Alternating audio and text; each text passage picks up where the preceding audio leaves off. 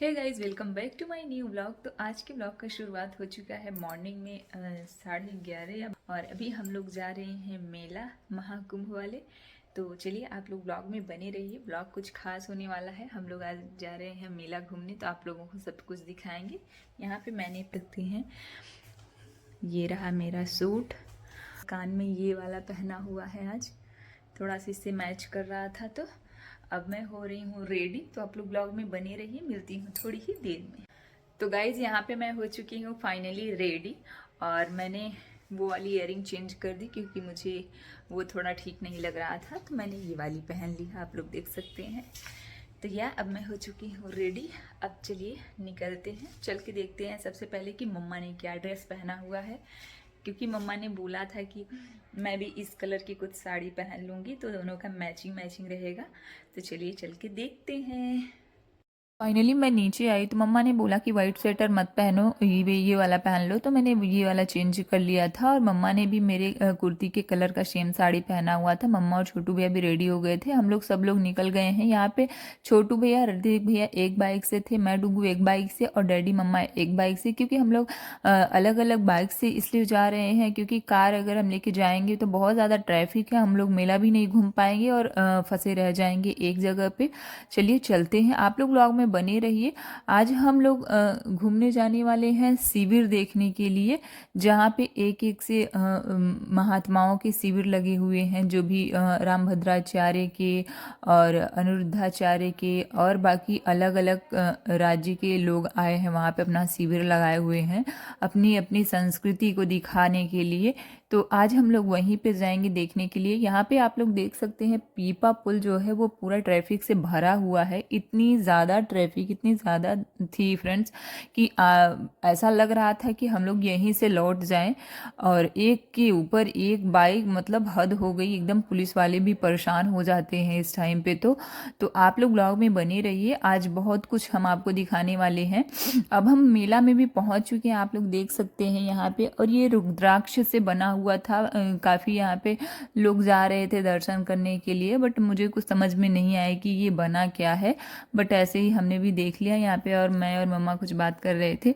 और इसके बाद हम लोग जाएंगे किसी और शिविर में, जहाँ पे भी अच्छा होगा हम लोग वो एक एक करके दिखाते चलेंगे आप लोगों को।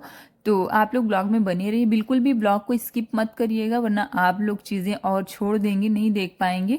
तो सबसे पहले हम जाएंगे जगन्नाथ टेम्पल, यहाँ पे बनाया गया है। छोटू भैया गए थे इसके पहले, वो देख के आए थे, तो अब हम लोग वहाँ पे पहुँच चुके हैं फाइनली।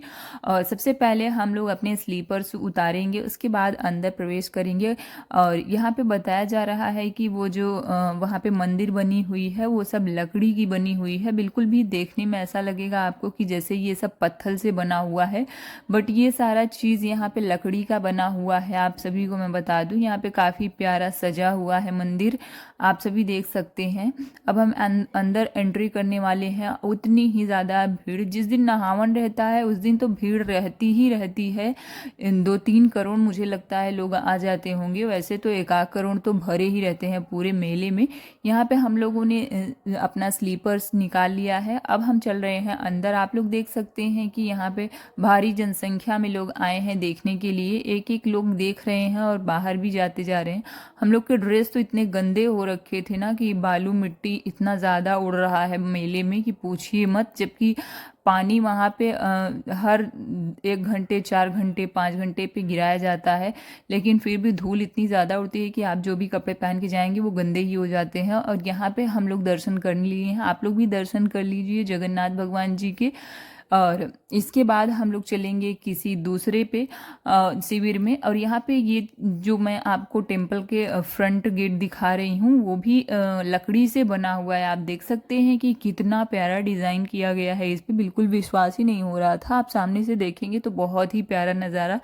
और अब हम आ चुके हैं शिविर में, जहाँ पे अंदर चलेंगे। यहाँ पे कृष्ण भगवान की मूर्ति है मे बी, तो चलिए चलकर अंदर देखते हैं कि क्या है। और यहाँ पे भी सबसे पहले गाड़ी पार्क कर लेते हैं और इसके बाद चलेंगे। अगर आप लोग भी महाकुंभ में आ रहे हैं तो कृपया करके बाइक से आइए, कार से तो बिल्कुल नहीं आने लायक है। और यहाँ पे आप देख सकते हैं कितना प्यारा मूर्ति रखा गया है यहाँ पे। और इसके बाद हम लोग वहाँ के पूरे हॉल में घूमते हैं। काफ़ी बड़ी संख्या में लोग आ रहे हैं वहाँ पे दर्शन करने के लिए और घूमने के लिए। आप लोगों में से कौन कौन महाकुंभ आ चुका है प्लीज़ कमेंट बॉक्स में ज़रूर बताइएगा। और आप लोग बिल्कुल भी ब्लॉग को स्किप मत करिएगा वरना आप चीज़ें छोड़ देंगे, मैं बार बार ये कह रही हूँ। तो अब हम लोग चलते हैं बाहर। अब हम लोग चल रहे हैं रामभद्राचार्य के शिविर में। यहाँ पे हम लोग पहुँच चुके हैं। आप लोग देख सकते हैं कि बाहर से कितना सुंदर लग रहा है। और अगर आप मतलब अभी तो मैं आप लोगों को वीडियो में दिखा रही हूँ ये चीज़ें, अगर आप सामने से देखेंगे तो और भी ज़्यादा खूबसूरत लगता है।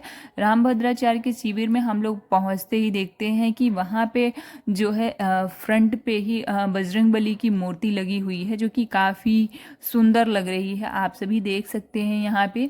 और अब हम लोग जाएंगे रामभद्राचार्य जी जहाँ पे कथा कहते हैं वहाँ पे बहुत ही ज़्यादा भीड़ थी, आप लोग देख ही सकते हैं। अब हम यहाँ पे जा रहे हैं जहाँ पे रामभद्राचार्य जी महाराज कथा कहते हैं और वहाँ पे जाकर हम लोग देखते हैं काफ़ी अंधेरा हो रखा था वहाँ पर तो, क्योंकि अभी कथा का टाइम नहीं था और अभी बज रहे थे लगभग 2:30 और हम लोगों को सारी जगह और घूमना था। अभी तो ये हमारी दूसरी ही प्लेस थी जहाँ पे हम लोग गए हुए थे। तो कथा का टाइम उनका 4 बजे से था और हम लोग 2:30 बजे वहाँ पे गए हुए थे। यहाँ पे ढेर सारे हवन करने के लिए यहाँ पे बनाए गए हैं, आप लोग देख सकते हैं। साथ में यहाँ पे हवन होता है वहाँ पे जैसा बताया जा रहा था और काफ़ी अच्छा लग रहा है। और अब हम लोग पहुँच गए हैं स्वामी नारायण अक्षरधाम। यहाँ पे भी सेम चीज़ें थी लगभग जैसे कि हवन करने के लिए यहाँ पे बहुत प्यारा बनाया हुआ था। काफ़ी अच्छी अच्छी मूर्तियाँ यहाँ पे रखी गई हैं। अगर आप लोग भी यहाँ पे घूमने आएंगे, देखने पे ज़्यादा अच्छा लगता है, वीडियो में उतनी चीज़ें कम समझ में आती हैं। जिस तरीके से हम वहाँ पे जाकर सामने से देखते हैं तो हमें हर चीज़ का महत्व समझ में आता है कि किस चीज़ का क्या महत्व है और किस वजह से ये सारी चीज़ें यहाँ पे की गई हैं। आप लोगों को तो पता ही है कि महाकुंभ 144 वर्षों के बाद लगा है, तो यहाँ पे एक से बढ़ के एक लोग आए हुए हैं और यहाँ पे अपना यज्ञ वगैरह सब कुछ कर रहे हैं और काफ़ी खूबसूरत खूबसूरत चीज़ें यहाँ पे बनाई गई हैं। तो चलिए यहाँ पे भी कुछ भगवान के दर्शन हम आपको करवाने वाले हैं। यहाँ पे आप लोग देख सकते हैं और कुछ लोग यहाँ पे फोटोज़ भी ले रहे थे एकदम सामने ही जा कर के भगवान के। ये दूर से हमने तो दर्शन किया। शंकर जी पार्वती थे, कृष्ण राधा जी थे, विष्णु भगवान थे और राधा जी थी और राम भगवान राम लक्ष्मण थे और काफ़ी अच्छा लग रहा था दूर से देखने पे। और अगर आप रात में इन सब जगहों पे जाते हैं तो काफ़ी अच्छी लाइटिंग हो रखी रहती है, बहुत ही सुंदर लगता है। और मुझे तो नहीं समझ में आ रहा था कि पास में जाने से क्या ही होगा, तो हम दूर से बस यहाँ पे कर लेते हैं। अब हम पहुँच गए हैं अपने दूसरे डेस्टिनेशन पे जहाँ है संस्कृत कला कुंभ। यहाँ पे मैं आप सभी को बताना चाहूँगी कि यहाँ पे सबसे ज़्यादा अच्छा लगा मुझे घूम के। अगर आप लोग आते हैं तो संस्कृत कला कुंभ ज़रूर आइएगा घूमने के लिए। बहुत ही सुंदर सारी चीज़ें यहाँ पे दिखाई गई है, जैसे कि मैं आप लोगों को चल के दिखाती हूँ। यहाँ पे हर तरीके की मंदिर जो कि हमारे कंट्रीज़ में हैं, हर जगह की राज्य की चीज़ें दिखाई गई है यहाँ पे, जैसे कि वहाँ की क्या संस्कृति है, हमारे इंडिया में क्या चीज़ें हैं क्या नहीं हैं, वो सारी तस्वीरें, कौन सी जगह पे क्या मंदिर है क्या नहीं है, वो सारी चीज़ें। प्रयागराज की भी कुछ चीज़ें दिखाई गई है, जैसे अलोपी मंदिर हो गई और श्री बड़े हनुमान जी मंदिर हो गई, सारी चीज़ें दिखाई गई हैं वहाँ पे। अभी हमारी एंट्री वहाँ पे हो चुकी है। वहाँ पे बच्चों को खेलने के लिए भी कुछ कुछ कार्टून्स रखे, जैसे कि जानवर रखे गए थे प्लास्टिक के, जिससे बच्चे खेल सकें। और वहाँ पे मैं भी थोड़ा सा खेल लेती हूँ यार, मेरा भी बचपना अभी नहीं गया है, थोड़ा बहुत तो खेल ही लेती हूँ। और अभी हम लोग पहुँच चुके हैं अंदर। इतनी सफाई थी फ्रेंड्स कि मैं आपको क्या ही बताऊँ। और हर एक मूर्ति, जैसे कि जहाँ पे मैं खड़ी हूँ, इस मूर्ति की चीज़ें वहाँ पे लिखी हुई होती हैं। जिसको भी पढ़ना हो, नॉलेज लेना हो कि क्या चीज़ें ये क्यों रखी गई यहाँ पे, तो वो पढ़ सकता है। बट इतना समय किसके पास है, सब लोग देखते हैं और चले जाते हैं। तो सेम वही चीज़ें मेरे साथ भी है, तो मुझे भी इतना चीज़ नॉलेज नहीं है इन सारी चीज़ों का कि वहाँ पे किस लिए क्या चीज़ें लगाई। बट ये है कि हाँ, अगर हम पढ़ते और ऐसे भी देखने में समझ में आ रहा था। आप लोग देख सकते हैं कि चारों तरफ जो है फ़ोटोज़, तस्वीरें लगाई गई हैं और उनके नीचे जो है ब्लैक कलर में लिखा गया है हर चीज़ें। और यहाँ पे लॉयन था, यहाँ पे मैं उसको थोड़ा सा पुचकार रही थी और सारे बच्चे भी थे, सब बच्चे उनके ऊपर बैठने की कोशिश कर रहे थे। यहाँ पे मैं और मम्मा फ़ोटो लेने के लिए खड़े हो गए थे, पर एक लोग हट रहे हैं वहाँ से फ़ोटो खिंचवाने के लिए, तो एक लोग आ जा रहे हैं। यहाँ पे देख सकते हैं आप कि कितनी खूबसूरत खूबसूरत तस्वीरें हैं वहाँ पे लगी हुई। ब्लॉग में बने रहिए, अभी हम आप लोगों को बहुत कुछ दिखाने वाले हैं। मिलते हैं हम थोड़ी ही देर में।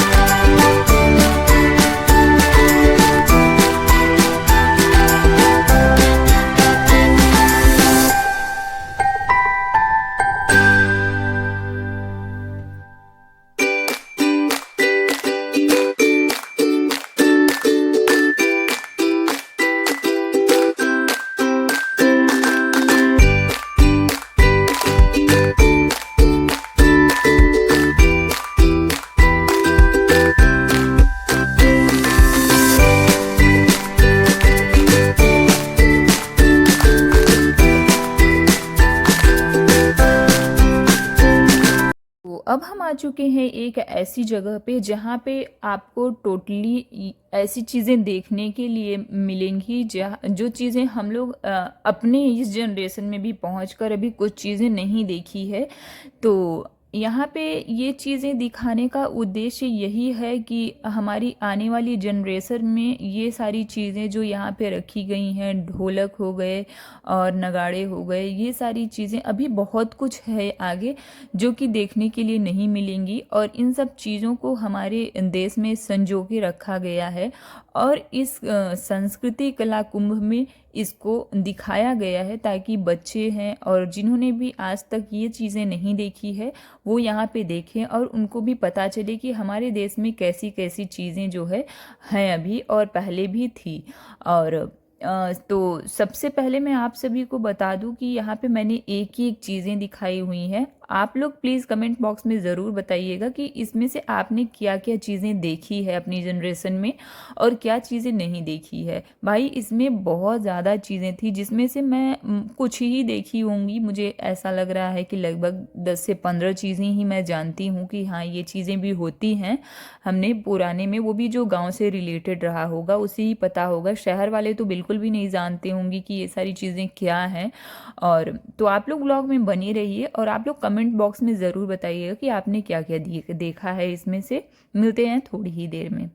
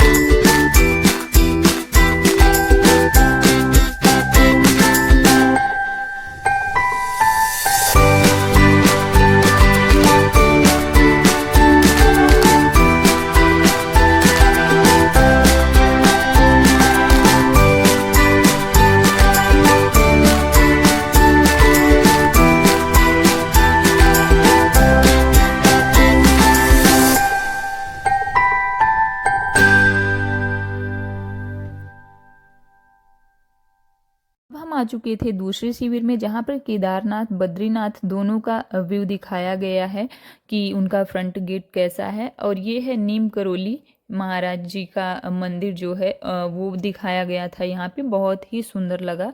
आप लोग पास से जाएंगे देखेंगे तो समझ में आएगा। और ये रहा बद्रीनाथ, केदारनाथ बद्रीनाथ दोनों एक ही चीज़ से बनाया गया है। एक साइड में केदारनाथ को दिखाया गया, एक साइड में बद्रीनाथ का गेट दिखाया गया है।